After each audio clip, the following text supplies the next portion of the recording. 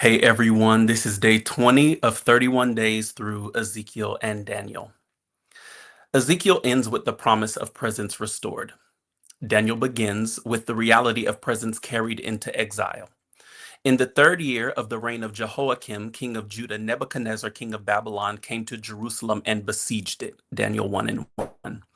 The opening is abrupt. No transition, no easing in. What was warned has now happened. Jerusalem has fallen under Babylonian pressure, and with it comes displacement.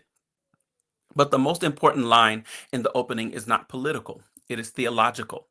And the Lord gave Jehoiakim, king of Judah, into his hand, Daniel 1 and 2. Babylon did not ultimately take Jerusalem, God gave it. This reframes everything. Exile is not evidence of God's absence, it is the evidence of his sovereignty, even in discipline. Vessels from the house of God are carried into the temple of a foreign god. Sacred things now sit in pagan spaces, and alongside them, young men from Judah are taken into Babylon's system, educated, renamed, and retrained. Daniel is among them. They brought them to the king's palace, Daniel 1 and 4. What follows is not immediate persecution, but subtle assimilation. New language, new literature, new identity. Even their names are changed. Daniel, God is my judge, becomes Belteshazzar, reflecting Babylonian allegiance. The pressure is not only external, it is internal, aimed at reshaping identity. This is how Babylon works, not always through force, but through formation. And then comes the quiet but defining moment. But Daniel purposed in his heart that he would not defile himself, Daniel 1 and 8. No public declaration, no dramatic resistance, just a settled decision made internally before it is expressed externally. As Matthew Henry notes, true faithfulness often begins with inward resolve before outward action.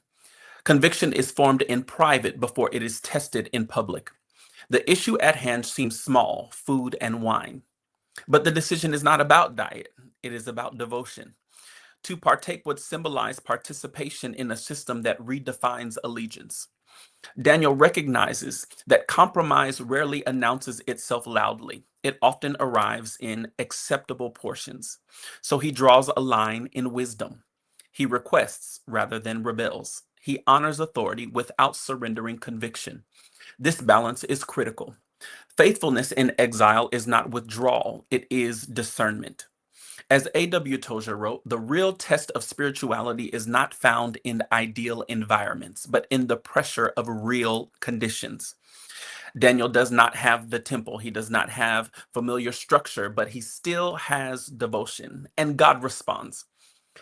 God had brought Daniel into the favor of the goodwill of the chief of the eunuchs, Daniel 1 and 9. Favor is not accidental. It is divine positioning within difficult systems. The same God who allowed exile is actively sustaining his people within it. The result is undeniable. At the end of 10 days, their features appeared better and fatter in the flesh than all the young men who ate the portion of the king's delicacies, Daniel 1 and 15. What begins as quiet obedience becomes visible distinction. And it does not stop there. God gave them knowledge and skill in all literature and wisdom. Daniel 1:17. Their faithfulness does not isolate them, it elevates them. They excel within the very system that sought to reshape them. John Bevere emphasizes that honoring God in compromised environments positions us for influence without requiring compromise. Daniel embodies this truth. He does not conform, but he is not removed. He stands, and when the king examines them, none was found like Daniel, Hananiah, Mishael, and Azariah, Daniel 1 and 19. Faithfulness becomes distinction.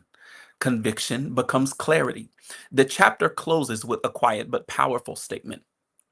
Thus Daniel continued until the first year of King Cyrus, Daniel 1 and 21. Empires shift, kings rise and fall, but Daniel remains. Why? Because his foundation was never Babylon, it was God. And this is the thread that carries from Ezekiel into Daniel. God's presence is not confined to sacred spaces. God's people are not defined by external conditions. And faithfulness is not dependent on environment. So the question becomes personal. What has shaped your environment and what is shaping your convictions? Where is compromise being offered in subtle forms? And have you, like Daniel, already purposed in your heart before the moment arrives? Because exile does not eliminate the possibility of faithfulness, it reveals it.